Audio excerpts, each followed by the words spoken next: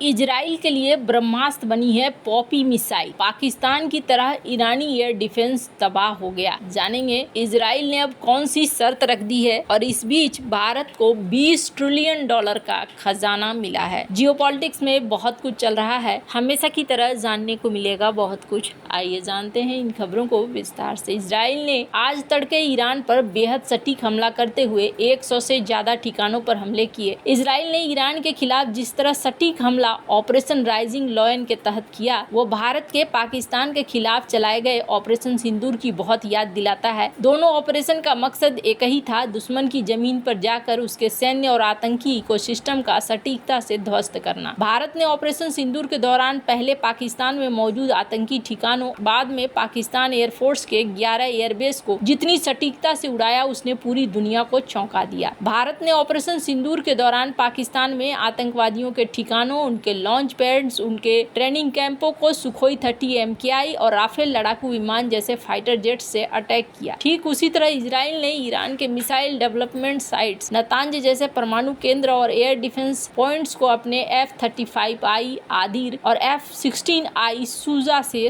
तबाह किया। भारत ने पाकिस्तान के खिलाफ प्रिसीजन बमों का इस्तेमाल किया, जबकि इजराइल ने GBU-39 HDB JDAM और M120 एमराम जैसे एडवांस एयर टू ग्राउंड और एयर टू एयर म्यूनिशंस का इस्तेमाल किया है। Indian defence research wing IDRO के रिपोर्ट में कहा गया कि इसके अलावा इजरायली वायुसेना के F-16D लड़ाकू विमानों ने पॉपी मिसाइल को लॉन्च करके ईरानी रडार को ध्वस्त किया, जबकि भारतीय वायुसेना ने भी पॉपी मिसाइल से ही सुकुर में पाकिस्तानी वायुसेना के TPS-43J रडार को नष्ट किया था। यानी दोनों देशों की वायुसेना एक दूसरे की रणनीति और हथियार साझा कर रहे हैं। आपको बता दें कि पॉपी मिसाइल को इजराइल ने ही डेवलप किया है और ये एक शक्तिशाली एयर टू सरफेस मिसाइल है जो अपनी सटीकता, लंबी रेंज और भारी वॉरहेड क्षमता के लिए जानी जाती है। इसे इजराइल एरोस्पेस इंडस्ट्री ने विकसित किया और इसे अमेरिकी एयरफोर्स में भी इस्तेमाल कर चुकी है। ये मिसाइल 340 से 450 kg के हाई एक्सप्लोसिव लेकर उड़ान भर सकती है। Bunker, airbase, shelter, hanger, command centre, radar को उड़ाने की क्षमता रखती है। हालांकि दोनों देशों के ऑपरेशन में एक बड़ा अंतर यह है कि भारत ने अपनी सीमा में रहते हुए पाकिस्तान में आतंकी ठिकानों पर सटीक हमले किए, जबकि ईरान पर हमले के लिए इजराइल ने 200 लड़ाकू विमानों को भेजा था। इसकी सबसे बड़ी वजह यह है कि पाकिस्तान भारत का पड़ोसी देश है और तमाम आतंकी ठिकानों को भारतीय वायुसेना के लिए अपने क्षेत्र में रहते हुए निशाने पर लगाना आसान है, जबकि ईरान इजराइल से काफी दूर है। इजराइल अपनी जमीन से लड़ाकू विमानों के जरिए ईरान पर हमला नहीं कर सकता है, लेकिन इन दोनों ऑपरेशंस की एक बड़ी समानता इनकी टाइमिंग और सटीक इंटेलिजेंस में थी।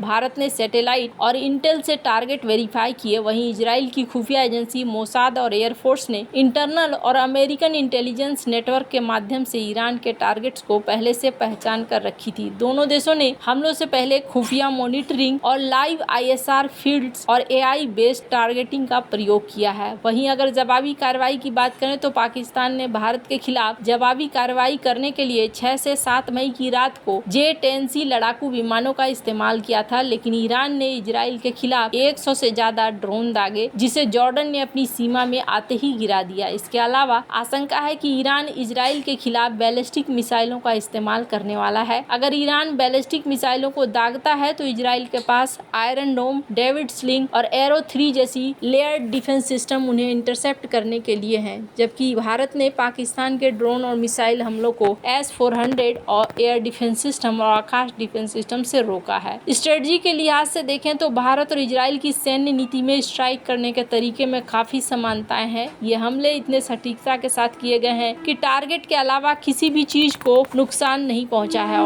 ऑपरेशन सिंदूर के दौरान जब भारत ने POK और पाकिस्तान के पंजाब में 9 आतंकी ठिकानों को उड़ाए थे, उस दौरान दुनिया ये सोचकर हैरान थी कि टारगेट के अलावा किसी और चीज को खरोंच तक नहीं आई। भारत ने एक आतंकी ठिकाने जो कई सारे बिल्डिंग्स के बीच में मौजूद था, उसे सटीकता से हमला कर उड़ा दिया। ऐसे में कहा जा सकता है कि दोनों देशों की रणनीति काफी मिलती है। दोनों देश तेज, सटीकता, टारगेटेड और डिप्लोमेटिक कैलकुलेटेड ऑपरेशन किए। दोनों देशों ने यह भी साफ किया कि उसकी लड़ाई आतंकवाद या परमाणु खतरे से है, न कि आम जनता से। इजराइल ने भी आज कहा कि आपकी दुश्मनी ईरान के आम लोगों से नहीं है। हालांकि भारत के दिग्गज जियो स्ट्रेटेजिक ब्रह्मचेलानी ने भारत और इजराइल के ऑपरेशन में एक बहुत बड़े अंतर की पहचान की और भारत को सीखने रोकने की सलाह दी। उन्होंने कहा कि इजराइल की जनसंख्या सिर्फ 1 करोड़ के करीब है, जबकि भारत की जनसंख्या 1.4 बिलियन है। फिर भी दोनों देशों के सैन्य अभियान एक अलग ही विरोधाभास प्रस्तुत करते हैं। इजराइल ने शक्तिशाली प्रीएम्प्टिव स्ट्राइक हमला किया, ईरान के शीर्ष कमांड को ध्वस्त कर दिया, जबकि भारत ने पाकिस्तान को 15 दिन का वक्त देने के बाद ऑपरेशन सिंदूर किया। भारत ने शुरू में कुछ आतंकवादी शिविरों को निशाना बनाया, लेकिन पहले पाकिस्तान की हवाई सुरक्षा को बेअसर नहीं किया। उस रणनीतिक चूक की वजह से भारत को कुछ विमान गंवाने पड़े। ब्रह्मचलानी ने कहा कि विमानों के गिरने के बाद ही राजनीतिक नेतृत्व ने वायुसेना को पाकिस्तानी डिफेंस सिस्टम और हवाई ठिकानों पर हमला करने की इजाजत दी, लेकिन जैसे ही भारतीय सेना बढ़त हासिल कर रही थी, विमान को रोक दिया गया। शुरू होने के सिर्फ 3 दिन बाद युद्ध हमेशा अंतिम विकल्प होना चाहिए, लेकिन ये हो कि रणनीति का स्पष्टता पूरी तरीके से होनी चाहिए। एक सैन्य अभियान का लक्ष्य निर्णायक परिणाम हासिल करना होना चाहिए। खैर, ईरान ने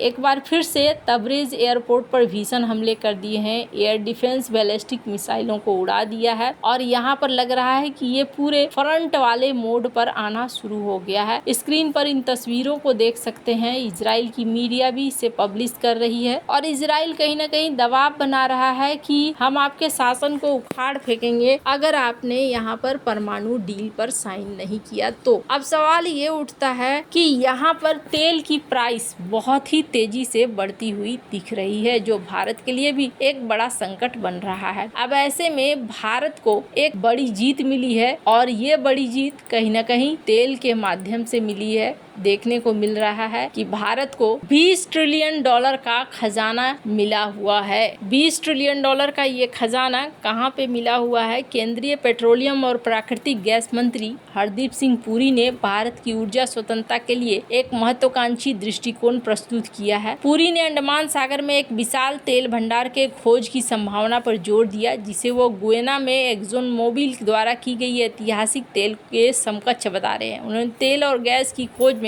भारत की बढ़ती गंभीरता, अन्वेषण नीति में हुई सुधार और एक नए विधेयक के माध्यम से नियामक स्पष्टता पर प्रकाश डाला। पुरी ने कहा कि ये केवल समय की बात है कि हम अंडमान सागर में एक बड़ा गुयाना जैसा तेल भंडार खोज लेंगे। पुरी ने भारत की अर्थव्यवस्था को 3.7 ट्रिलियन डॉलर से 20 ट्रिलियन डॉलर तक ले जाने की संभावना पर बल दिया। यदि अंडमान सागर में गुयाना जैसे तेल भंडार की खोज होती है तो इन छोटी छोटी खोजों के अलावा जो बहुत बड़ी हो सकती है, अगर गुयाना जैसा तेल भंडार होता है तो हमारी अर्थव्यवस्था सीधे 20 ट्रिलियन डॉलर की हो जाएगी। ये बयान भारत के ऊर्जा क्षेत्र में परिवर्तनकारी दशक की शुरुआत को दिखलाता है, जो भारत को तेल आवश्यकताओं की 87% को आयात करता है। ऊर्जा स्वतंत्रता की दिशा में तेजी से कदम उठा रहा है। पुरी ने बताया कि भारत ने अपनी तलछट्टी बेसिन की खोज को कई नीतिगत सुधार दिए हैं और गुयाना से तुलना क्यों की जा रही है? ये गुयाना से इसलिए किया जा रहा है क्योंकि इन्होंने पूरी अर्थव्यवस्था को ही बदल दिया, निवेश के अवसर को भी बदल दिया है। ऐसे में अगर भारत में भी ये